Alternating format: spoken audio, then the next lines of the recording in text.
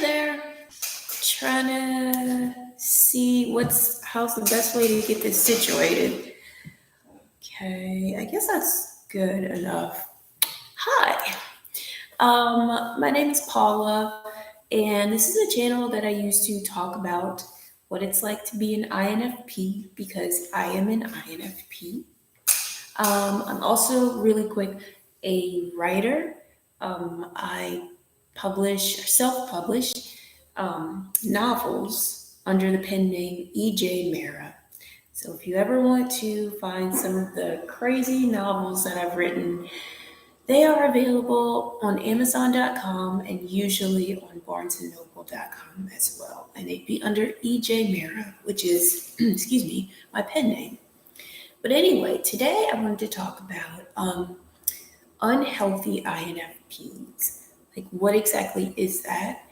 How can you spot one? And is there anything that, or if I suspect that I am an unhealthy INFP, is there anything I can take to get better? Or am I just stuck this way forever? So, first of all, what is exactly an unhealthy INFP? Well, any personality type across the board can become an unhealthy or imbalanced version of themselves.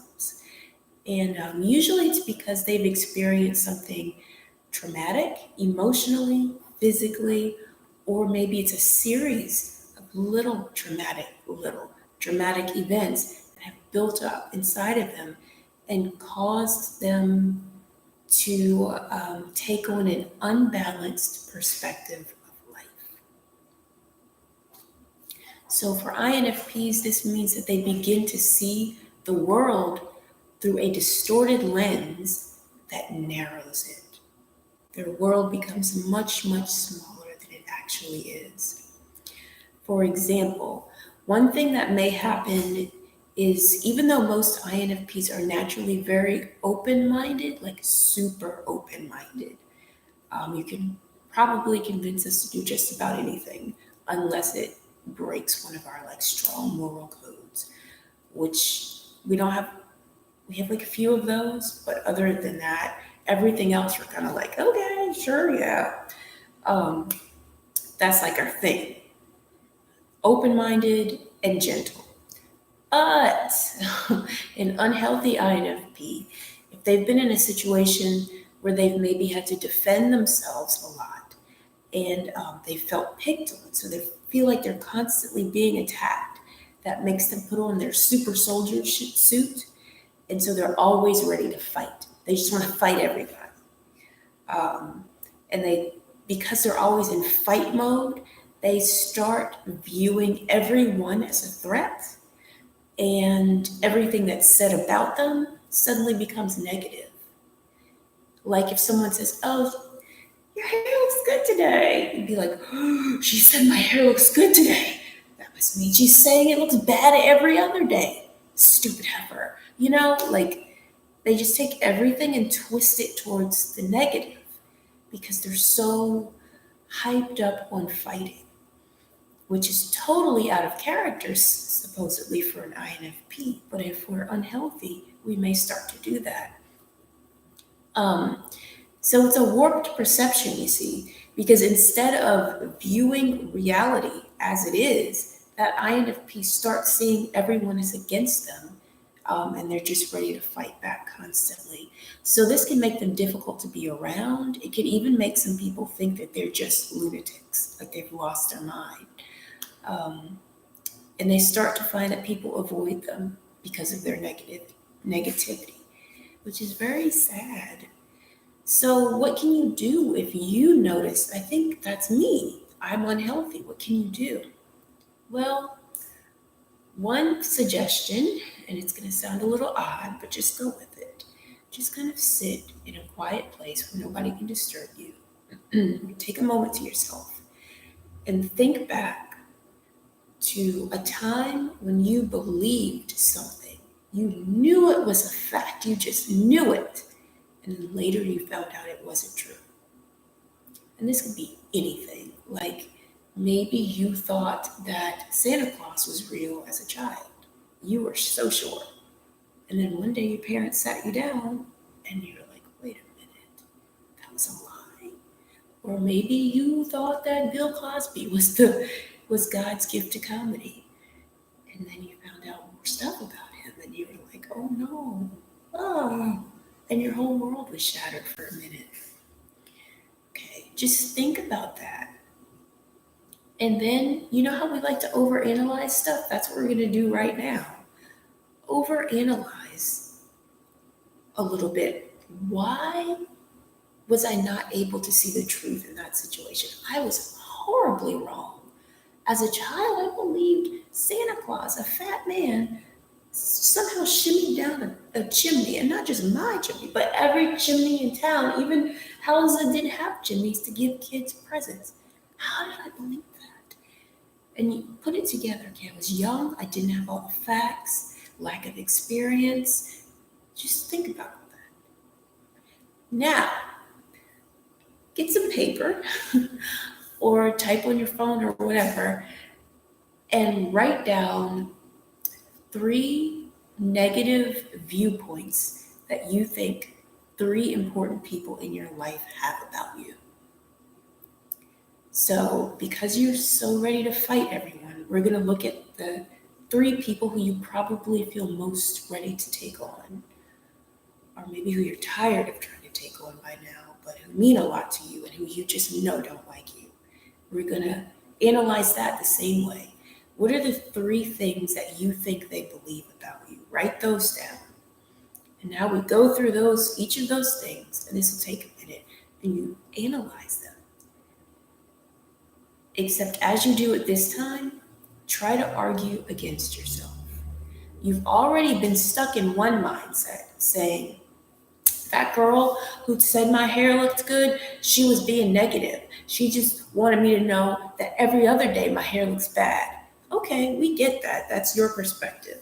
Now, take that ginormously imaginative and creative and very good at arguing brain and use it to take the other side of that argument and say, I'm going to now argue for the fact that she actually thought my hair looked good and all she was trying to do was give me a compliment. I'm going to say that is a possibility because why could that be a possibility? Go through all of that. Overanalyze that. Like maybe the girl doesn't really talk much outside of giving people awkward compliments, come to think of it. So could it be that she's not that great socially? And sometimes she says things a little bit awkwardly? And also, haven't I been a little oversensitive lately? So maybe I took her awkwardness the wrong way. So the point is, and you don't have to like write down 3 people because this could take a long time. You could just do one person. The point is though, to practice opening up your mindset. Because what's happened is you've gotten so used to having to defend yourself because of whatever happened to hurt you. You're just trying to protect yourself, that's all, which is natural. But because of going on the defense so much, you are locked in defense mode. You're literally walking around like this all the time in a ball. But we're trying to open you up and open up your perspective, can't say that word, so that you can see life as it really is. There are bad people out there who probably don't like you. Yes, unfortunately, because some people are idiots. But there are a lot more people who are either ignoring you just because they're self-centered or who actually think you're adorable and want to be around you, but are a little bit scared of you right now because you seem kind of mean. But you're not naturally mean. So if you keep practicing how to get rid of that negative self-talk where you're telling yourself that everyone is against you, you quiet that voice by opening your perspective up and saying, okay, maybe this person isn't being rude on purpose. Maybe they're having a bad day and it has nothing to do with me. Take a step back and keep arguing against that negative voice in your head. You keep doing that, then eventually you might be able to get out of the perspective that you have gotten that you sort of tripped and fallen into and stayed on the ground with. You'll slowly get back up from that. And this can be really, really difficult. So if you don't feel like you can do it alone, it could help to talk to a therapist, a trained therapist who has experience with INFPs and who can help you get out of that mindset and into a more positive, the more positive person that you normally are. Because that's really what most INFPs are. Like some people call us healers, even though I'm not crazy about that word. Um, but we are known for being usually, well, actually kind of depressed and negative, honestly, but in a really sweet, positive way, if that makes any sense. So you can get back to being that. It just takes some effort. Another thing that could happen to an INFP and trigger an unhealthy perspective is stress, just an overload of stress, like school, maybe homework is piled up, or you are about to head off to college and it's just so much to worry about, or maybe it's work related stress. In any case, it becomes so overwhelming that you sort of become dead on the inside and you turn into like robot mode. And this has happened to me before a couple of times. Because when I get stressed out, when I get overwhelmed, I do tend to be like, okay, I just got to do it. And I turn into a robot. And it's a horrible, horrible feeling. And I'll tell you what it feels like and what the symptoms are. First of all, there's 5 of them. The first one, it felt like my insides, like my heart, was gone, just not there. It's weird to even explain what that means, but instead of all of the deep feeling that I think most of us INFPs have, I just had a lot of pain. Like I would literally walk around, already have bad posture, but it would get even worse because it felt so heavy inside. Like there wasn't a heart there. There was just a bunch of confusion and pain and fear. The second thing that happened was I like to daydream. Like that's my thing. I have happy little daydreams where I could just be sitting in my place staring out the window for like an hour and I'm daydreaming. And eventually I might take that daydream and it will turn into a novel. Or sometimes I don't feel like because I'm too lazy and I'll just there, oh, this is a really good story. Like that's my movie in my head. But when I turned into robot mode, robot Paula did not have daydreams.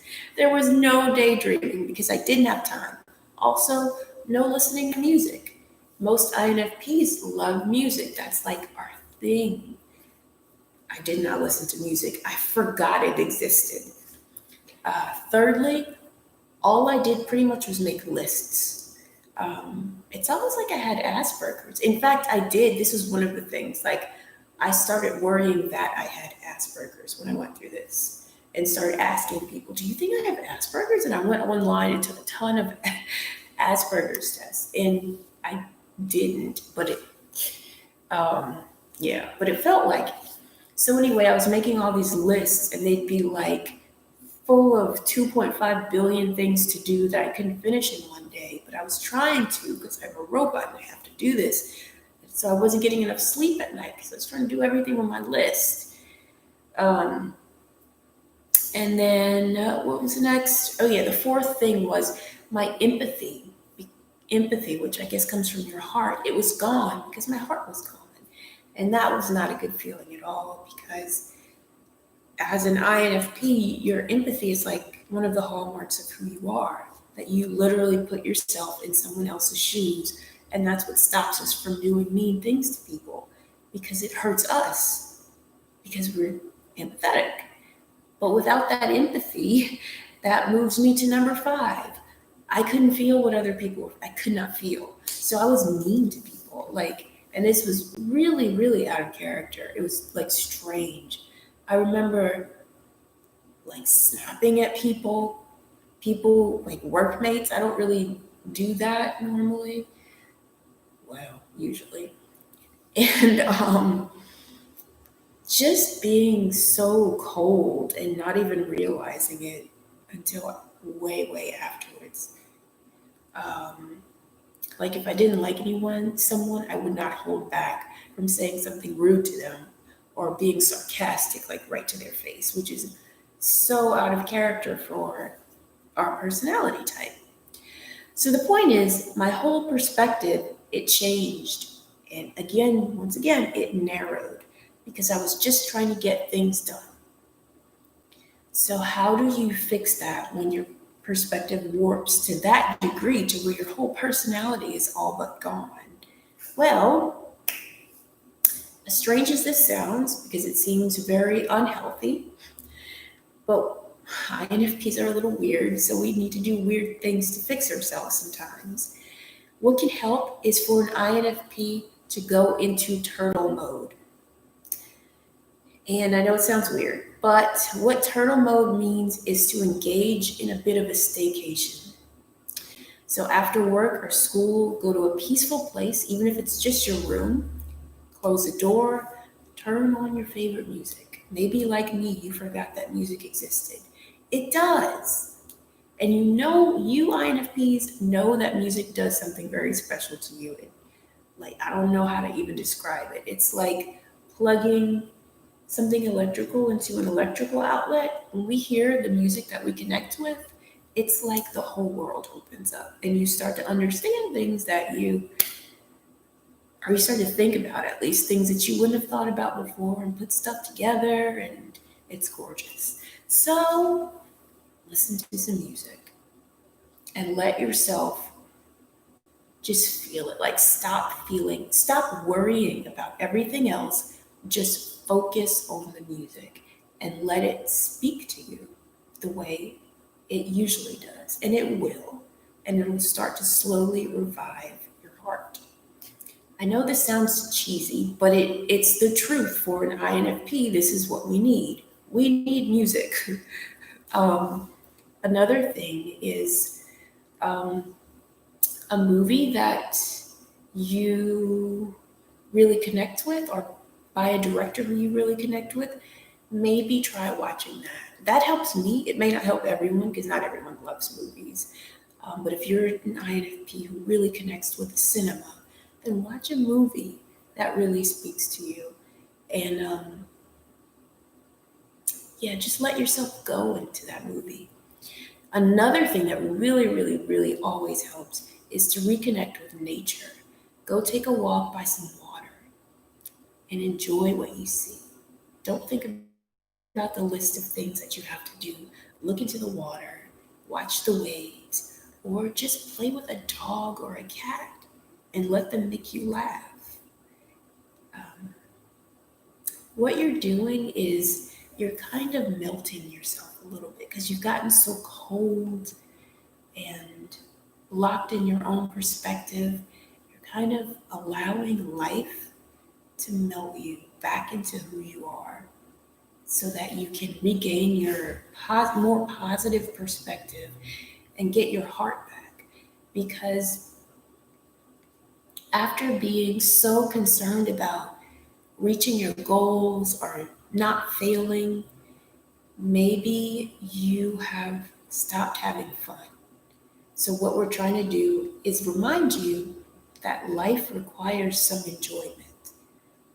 That's what this is. And if it's a little too hard, if you still feel like you're not really enjoying life after you practice those couple of things, then once again, there's no shame in no shame. Of course, there's no shame in talking to a therapist. Um, it's more like everyone should talk to a therapist. Like there is shame in not talking to a therapist because we all have things that we just can't work out by ourselves at some point in our lives. It just takes courage to actually seek out someone who is professionally trained in helping people overcome those battles. So, this is a battle that maybe you can work with a therapist to get through. So, those are like two of the main things that, in my experience, that unhealthy INFPs will go through. But there are other symptoms associated with unhealthy INFPs, like sometimes they can be super manipulative. And I'm not sure what this is exactly triggered by. Maybe childhood trauma where they feel like they have to protect themselves, but it makes them turn almost like narcissistic. Like you'll see some narcissistic tendencies and like them being extremely good at being manipulative and making people feel what they want them to feel. And it's to the point where you can't trust anything they say. Another unhealthy INFP symptom may be to be unyielding to the point where interacting with this INFP can like be pointless because they're not going to listen to anything you say. You're already wrong before you even started talking. Another, lastly, symptom of an unhealthy INFP could be that they are so completely out of touch with reality that it might signal that they are in need of professional help and perhaps medication. Like maybe there's an underlying psychological issue that's going on. But in all of those cases, the INFP is not a lost cause. They are just a human being who's going through a really rough time, and their body and their mind has come up with a way to protect itself. And unfortunately, that way of protecting itself, it's not being accomplished correctly. So they need some outside help. And with that outside help, they can get better. So it's hard being a human. We all go through that kind of stuff sometimes, whether we're INFPs, ENFPs, or whatever. I can't think of other personality types right now. I hope that is helpful. Oops, sorry, I keep moving this. I hope that information is helpful to someone. And of course, I am not like a licensed professional. This is just someone who is an INFP relating what they've personally been through and what they've experienced while meeting other INFPs. So it's just observation from a normal human being with no letters behind their name. That's it for today. If you have any thoughts on this, or if you think that I said something that might be inaccurate, please do share. Thank you for watching.